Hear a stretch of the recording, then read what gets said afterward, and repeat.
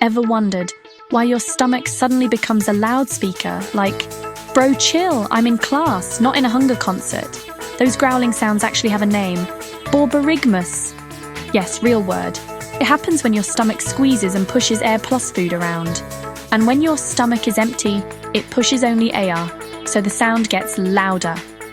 So next time your stomach growls, just say, "Relax, guys, that's my inside engine doing warm-up."